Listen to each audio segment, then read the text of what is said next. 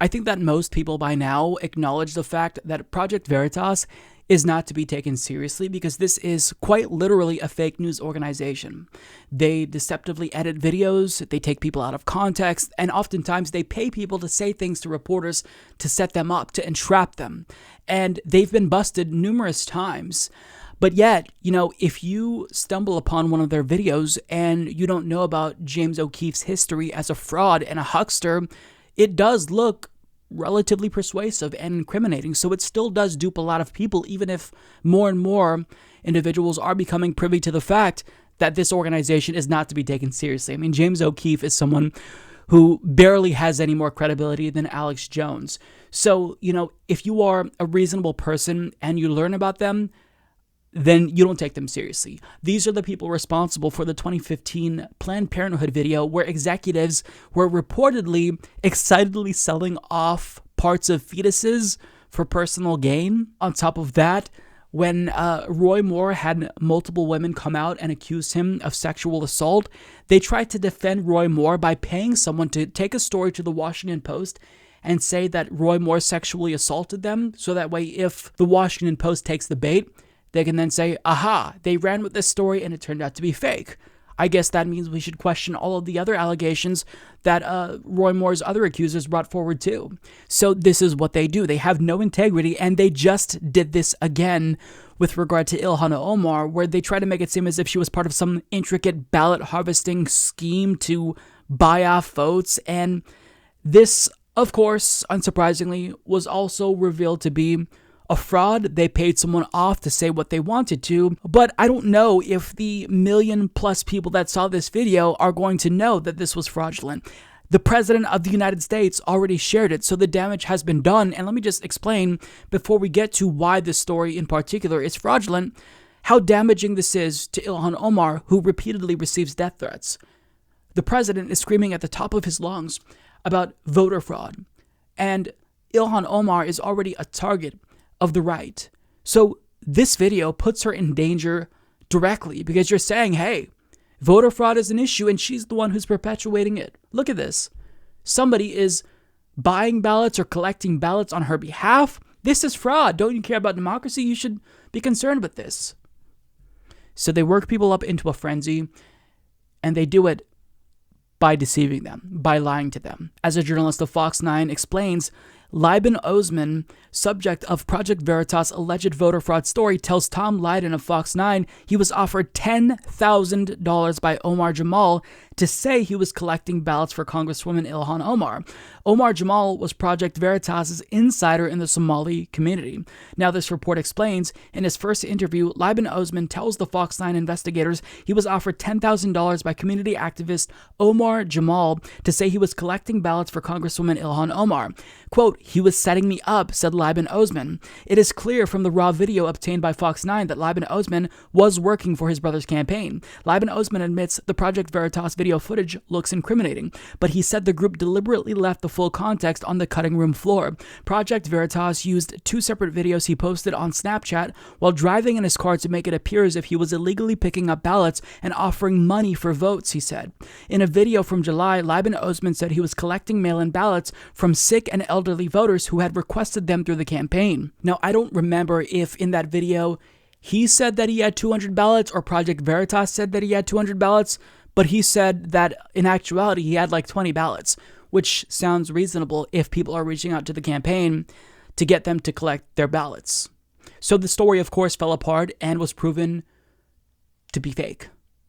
But that didn't stop Congresswoman Tulsi Gabbard from signal boosting Project Veritas and promoting this story, tweeting out, Project Veritas offers further evidence of the need to ban ballot harvesting. It's not a partisan issue. It's been abused to help both Republicans and Democratic candidates, including in North Carolina and California.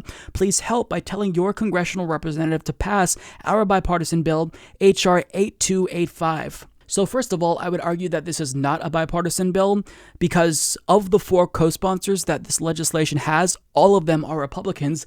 Second of all, you have a member of Congress propping up Project Veritas. She should know better, but she propped up this literal fake news organization who propagated this smear of Ilhan Omar that could have endangered her. And she did all of this to promote her bill on ballot harvesting, so-called ballot harvesting. First of all, we shouldn't call it ballot harvesting, because if we do that, we're just buying into the right-wing framing, and they're using their terminology, which benefits them. This is ballot collecting. And guess what? It's not a scandal. It's necessary, unless you want to disenfranchise potentially millions of sick and elderly people who are not able to drop off their own ballots. If you can't walk, if you can't drive, and you don't have anyone close to you who's able to actually turn in your ballot for you, you rely on campaigns to do this for you. It's not that big of a deal. Have there been instances where this has been abused? Yes, and actually Republicans are the ones, ironically, who've done this as they scream about voter fraud, at least in North Carolina. But I mean, this is something that states are already regulating. In North Carolina, you can only have a close relative turn in your ballot, but in 26 other states, it is lawful for someone who isn't a family member to collect your ballot. But I mean, if you just outright ban ballot collecting and you say, no, you have to turn in your ballot yourself, I don't care about the circumstances, this isn't good for democracy. This is worse for democracy. Because had my dad lived in a state where we didn't have mail-in voting to where you can just put your ballot in your own mailbox, this would have disenfranchised someone like him who couldn't walk, who couldn't drive. So if they want to vote and they give us the ballot to drop off for them, the state is going to determine whether or not that's lawful. If you just ban it nationally, that's going to do more harm than good. Now, maybe it's the case that Tulsi Gabbard is anticipating these types of situations where an elderly person needs someone to drop off the ballot for them. But I don't know, because we don't have the text of this bill. If you go to the website where it talks about this legislation, there is no summary. So she literally just wants a blanket ban on so-called ballot harvesting, when no, voter fraud is not an issue. Voter fraud is statistically insignificant. But do you want to know what is an issue if you care about election integrity? Voter suppression. Illegal voter purges. Removing polling stations from communities of color, making it more difficult for them to vote.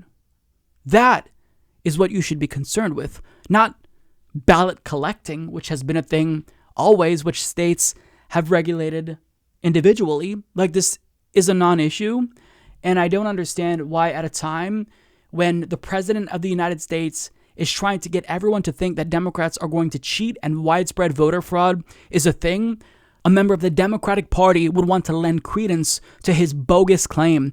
So, I mean, I was disappointed in Tulsi, once again, not just for, propping up Project Veritas, because I feel like she should know better, but for making a bigger issue out of ballot collecting than it is. This isn't something that you should be concerned with if you care about election integrity.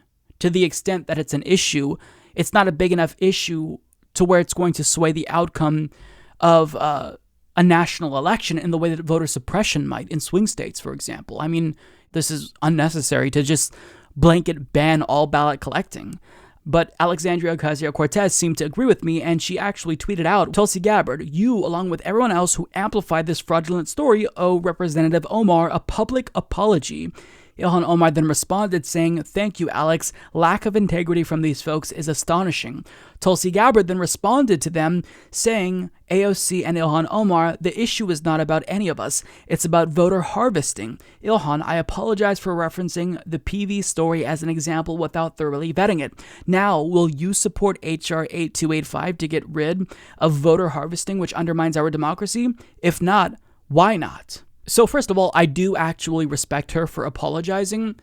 However, I explained in a quote tweet to her why ballot harvesting isn't actually a big deal, and if you truly care about strengthening our democracy, voter suppression should be your number one issue, and she literally unfollowed me for that tweet. I kid you not. So apparently she isn't open to listening to what people have to say about ballot harvesting. When we're telling you you're helping Donald Trump with his narrative, and this isn't really that serious of an issue, I don't understand it. Because, here's the thing. She is retiring from Congress. She chose to not seek re-election because she was running for president. She wanted to focus on that, and that's fine. So you have, a month or two left in Congress? Why are you making this your lasting legacy when you actually do have good legislation? She is sponsoring a bill that would pardon Julian Assange and Edward Snowden. wouldn't you be championing this over ballot harvesting? I mean, I don't understand why this is the thing that you're focusing your energy on. And I mean, there are so many important things that we can do to strengthen our democracy. You can opt for electoral reform. Tulsi Gabbard has not sponsored HR 4000, which would move us to ranked choice voting and gerrymandering, get rid of our majoritarian electoral system. She hasn't co-sponsored this. That would help make our elections more democratic. There are things you can do if you truly care about election integrity. This is not one of them. But I mean, if you are going out and you just want something to be your lasting legacy, why wouldn't you put your bill to pardon Assange and Snowden front and center? Why focus on this and make such a big deal out of it? Especially when it's not a big deal in actuality, and you know it helps Donald Trump with his voter fraud narrative. Like, why do this? Like, I don't get it. It's perplexing. And apparently she doesn't want to engage, hence why she decided to unfollow me. But I mean, she didn't want to come on my program back when I had legitimate questions about her campaign and, you know, some of her positions. She said she did. Oh, I'd love to come on your show, Mike. And then I never heard back from her once they asked for the topics and I sent them the list. Apparently some things are just, she doesn't want to be questioned or challenged, and that's fine. Look, you're on your way out. You're not going to be a member of Congress next year, so I get it. You know, it doesn't necessarily matter. You don't have to explain yourself to anybody, but if you genuinely care about election integrity, like, this is baffling to me. You know,